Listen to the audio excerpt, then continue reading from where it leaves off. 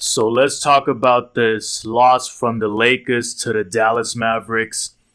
They lost to Kyrie Irving and Luka Doncic. They actually played. Luka Doncic played well. Kyrie played well. LeBron had the best overall game. That particular game when it comes to who was the best player on the game. Because Davis only had like 10 points if I'm not mistaken. But what I really want to talk about is the fact that, listen, for some reason there's this idea that if you criticize LeBron on his certain plays towards the end of the game, that you're simply not a LeBron fan or you're quote unquote a LeBron hater. I have highlighted this before. LeBron, that is not the correct play. Listen, I saw the entire game versus the Phoenix Suns when he passed it again to Cam Reddish. And of course, Cam Reddish makes a three. The Suns were winning by a lot at one point in time. They came back, the Lakers. And LeBron then goes to the interview when the game ends because Cam Reddish hits a three-pointer. They win the game. And LeBron is talking about, to all the basketball savants that said I didn't make the right play, or that said, what was he even talking about that wasn't the right play when I passed it and I had two people guarding me and I was in the paint.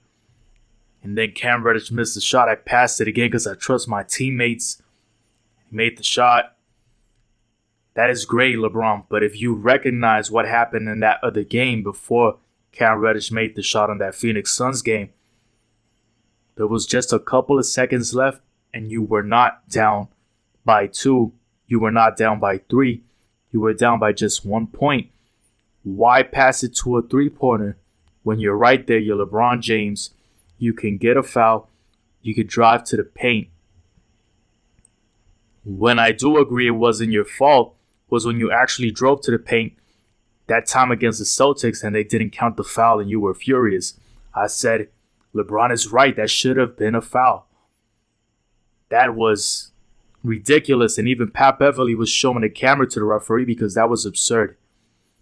But right now, I'm glad that Cam Reddish made that shot against the Suns when Kevin Durant was playing amazing as well. But this time, LeBron, that was not the right play against Kyrie Irving.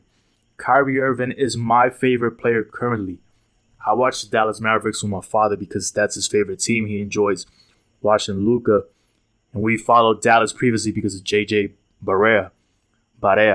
He's Puerto Rican like us, so we've seen the Dallas Mavericks for a long time, the Dirk Nowitzki era. But listen, this time, LeBron, you have Kyrie Irving, who's my favorite player currently. And I'm not a LeBron hater because I have him in my top 5. LeBron, you are not supposed to make that pass, especially when Davis only has 10 points. He's not had a great game, and he has 2 people guarding him. In what world was that the accurate pass? I'm never going to sit here and try to claim I know more basketball than LeBron James. But there's nothing wrong with somebody critiquing who knows less, having an opinion and critiquing and trying to give a review. Because so many times, that's what it's all about for people that enjoy sports. And this is the point in time where if you have Kyrie Irving, you're 6'9", 250 pounds, top 5 all time.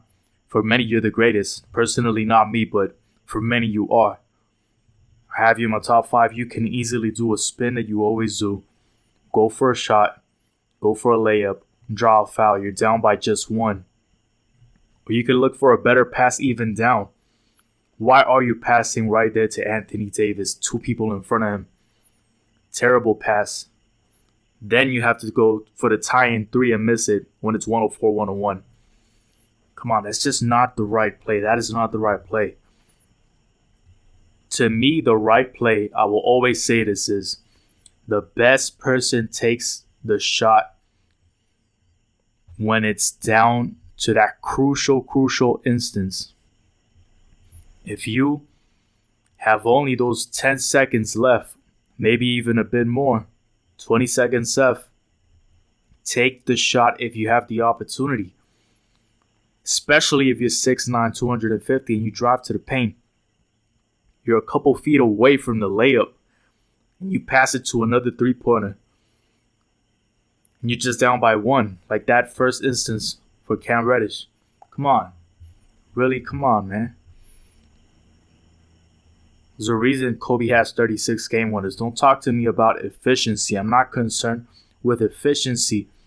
I'm concerned with the person not being afraid to take the shot, because if you factor in all the times a person avoided taking the shot, like specifically LeBron, even though he has 23 game winners, which is great too,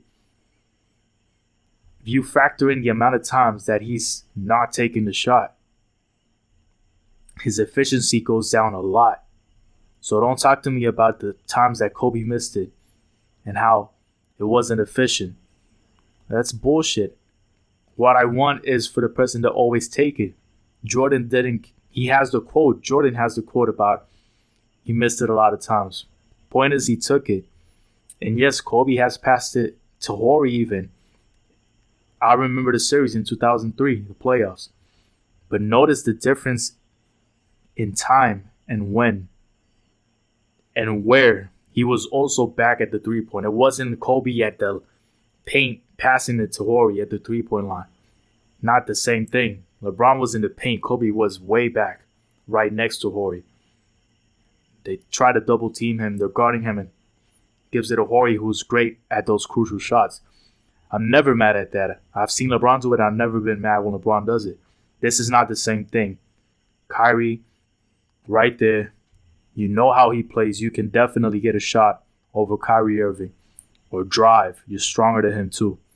Come on, LeBron. This is just not anything about hate. This is just a genuine overall talking point that it's disappointing to see how people just try to think everything is hate. It's not about hate, man. It's just not.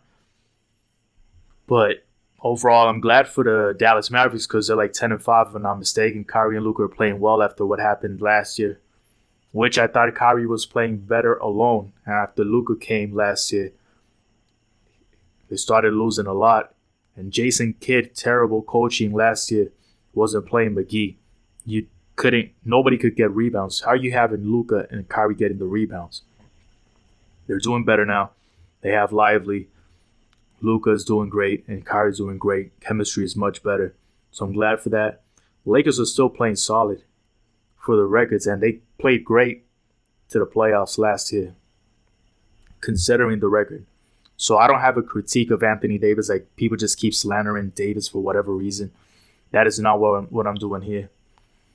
But if somebody's having an off night, LeBron, take the shot. This was not the right play. Don't talk to me about basketball savants trying to tell how people don't know and what they know.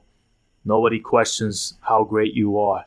People who actually play basketball, have seen basketball, fans, genuine fans, don't do that. We're not trying to downplay you at all.